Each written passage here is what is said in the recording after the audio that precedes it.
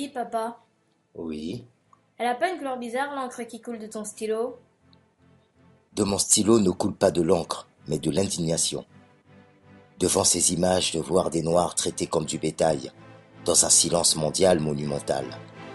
Réduits à l'esclavage par leurs soi-disant semblables. Est-ce une blague ou fait-on semblant de ne pas voir ce peuple qui se meurt en sanglots? Aucun leader noir ne crie au scandale. Où sont passés nos soi-disant responsables?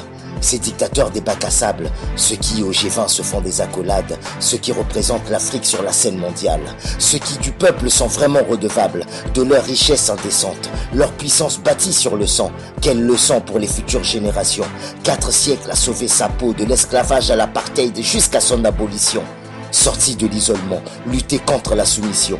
A-t-on gagné toutes ces batailles pour revenir à la case départ? Je veux jouir de cette liberté de vivre gagnée par nos ancêtres. Ma fille avait déjà peur des Noirs avant de savoir qu'elle l'était. Face au miroir du monde, négatif et sans reflet.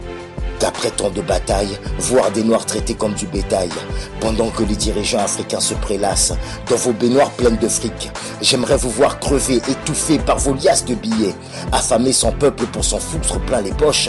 Dites-moi où sont les responsables de ce carnage?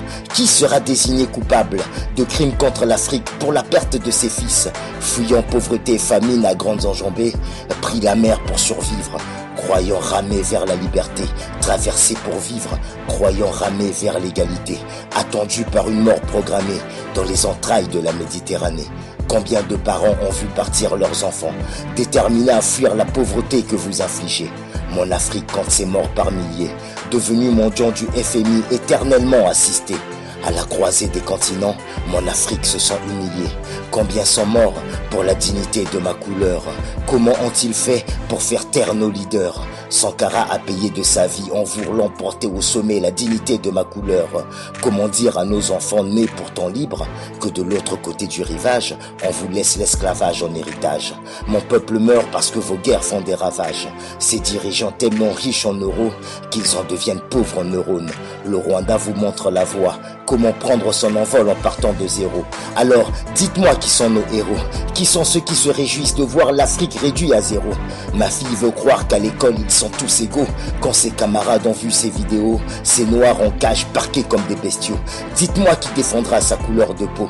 Qui se battra pour nous quand l'Union africaine se plie à genoux? Depuis les indépendances, l'Afrique enterre ses morts par milliards. Nos morts ont vu passer au JT la carrière de PPDA et Chazal.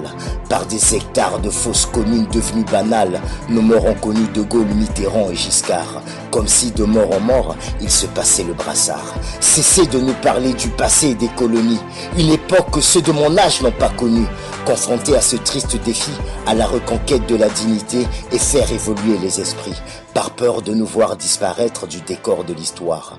Déjà devenus invisibles dans vos livres d'histoire, un jour ils mettront des amendes à toute personne connaissant un noir.